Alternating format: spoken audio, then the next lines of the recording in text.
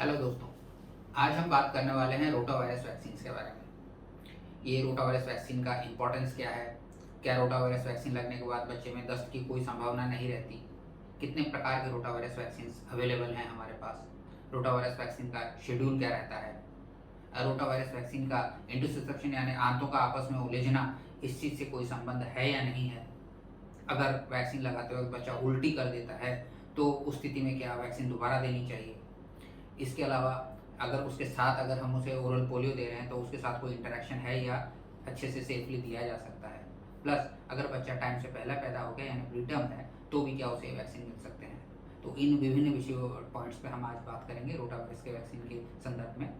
आपके YouTube channel joyful parenting with doctor Tamir में आप सभी यंग पेरेंट्स का स्वागत है। तो दोस्तों, सबसे पहला सवाल यही उठता है कि रोटा वायरस वैक्सीन की इतनी ज़रूरत क्यों है। तो ये आपको पता होना चाहिए कि रोटा वायरस जो है ये बचपन में यानी एकदम छोटे बच्चों में जो आंत्रशोथ यानी डायरिया का सबसे बड़ा सबसे मेजर कारण है। और जब से रोटा वायरस वैक्सीन आया है तब से जो हॉस्पिटलाइजेशन हैं, जो हम कहें कि भर्तियाँ हैं अस्पतालों में गैस्ट्रोएंटेरिटिस या आंत्रशोथ के चलते, उसमें बहुत गिरावट आई है। तो ये बहुत अच्छी बात है और ये बहुत अच्छा वैक्सीन है।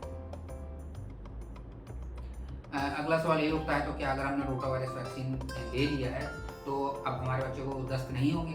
तो दोस्तों, इसका आंसर है कि अब भी दस्त हो सकते हैं। रोटा वायरस सबसे प्रमुख कारण है गैस्ट्रोएंटेरिटिस या आंत्रशोथ का, लेकिन इसके अलावा भी अन्य कारण होते हैं। तो किसी बैक्टीरिया या दूसरे वायरसेस से भी डायरिया हो सकता है, तो उस संभावना को भी आप ध्यान में रखें। लेकिन रोटा वायरस लेने के बाद लार्जली बच्चा प्रोटेक्टेड हो जाता है, पूरे तौर पर नहीं तो भी कम से कम रोटा वायरस डायरिया से तो प्रोटेक्टेड हो ही जाता है।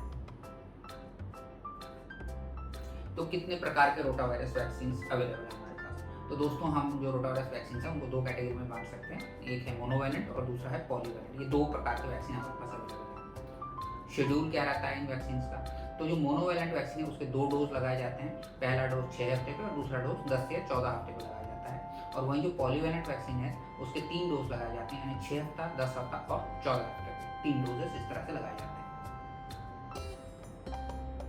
दोस्तों, पहले ये आशंका जताई जाती थी कि रोटा वायरस वैक्सीन के चलते इंटरसेप्शन यानी आंतों का आपस में उलझना, ये एक स्थिति पैदा हो जाती है। तो दोस्तों, ऐसा पहले देखा गया था, खासकर अगर रोटा वायरस वैक्सीन बहुत लेट दी जाती थी तो भी देखा गया था। लेकिन अभी जो प्रिपरेशन आ रहे हैं, जो नए प्रिपरेशन है, बेहतर प्रिपरेशन है, इसमें इस चीज़ की संभावना नहीं के बराबर हो गई है।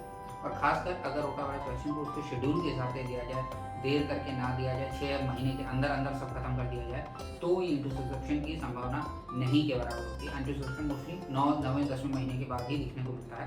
इसलिए अगर आप शेड्यूल फॉलो कर रहे हैं तो आपको इंटरसेप्शन यानी आंतों के आपस में उलझने के बारे में कुछ भी सोचने की जरूरत नहीं है। कई बार ऐसा होता है दोस्तों कि जब हम बच्चे को रोटा वायरस का टीका जो है मुंह से देते हैं, उसकी दवाई पिलाते हैं, तो उस वक्त या तो बच्चा थूक देता है या कई बार उल्टी कर देता है। तो माँ बाप ये पूछते हैं कि क्या हमें इसे दोबारा भी देना चाहिए। तो दोस्तों, जैसा कि मैंने बोला, आपको 2 किस्म के वैक्सीन होते हैं। अगर मोनोवैलेंट वैक्सीन आप यूज़ करें जिसमें सिर्फ 2 खुराक होती है, तो उसमें अगर बच्चा उल्टी कर देता है तो आपको डेफिनेटली उसको वही दोबारा देना चाहिए। लेकिन वहीं जो पॉलीवैलेंट वैक्सीन है जिसमें 3 खुराक होती है, अगर एक मौके पर बच्चे ने उल्टी कर भी दी है तो आपको उसको रिपीट करने की ज़रूरत नहीं है। अगली बार जब आप देंगे तो वो कंपनसेट हो जाएगा, यानी 3 में से 2 डोज भी अगर ठीक से मिल जाते हैं तो भी बच्चा प्रोटेक्टेड हो जाता है। अगर हम रोटा वायरस के साथ ओरल पोलियो भी दे रहे हैं तो क्या ये सेफ है या इन्हें अलग अलग मौकों पे देना चाहिए। तो दोस्तों, आपको ये जानना जरूरी है कि दोनों वैक्सीन यानी ओरल पोलियो और रोटा वायरस वैक्सीन का आपस में कोई इंटरेक्शन नहीं है और दोनों को एक ही समय पे सेफली दिया जा सकता है। दोनों ही इफेक्टिव रहेंगे। आखिरी सवाल ये उठता है दोस्तों कि जो प्रीटर्म बच्चे हैं जो समय से पहले पैदा हो गए हैं, क्या उनके लिए भी एक सेफ वैक्सीन है, उनमें भी क्या ये कारगर है, इफेक्टिव है। तो दोस्तों, आंसर इसका है कि येस, इट इज़ इफेक्टिव और प्रीमेच्योरिटी से इसके रेस्पॉन्स में कोई फर्क नहीं पड़ता।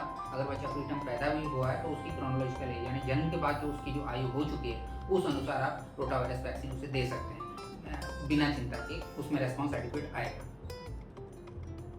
तो दोस्तों, आज हमने बात की रोटा वायरस वैक्सीन के विषय में कि इसके कितने प्रकार होते हैं, क्या क्या शेड्यूल इसके फॉलो किए जा सकते हैं, और इसमें जो इंटरसेप्शन के साथ जो इसका एक ऑब्जर्वेशन था वो कहाँ तक सच है, अभी वो है या नहीं, इस विषय में हमने बात की। मैं उम्मीद करता हूँ ये जानकारी आपके काम आई होगी। इसके बाद हम बात करेंगे फ्लू वैक्सीन के विषय में। वीडियो को देखने के लिए आप सबका धन्यवाद।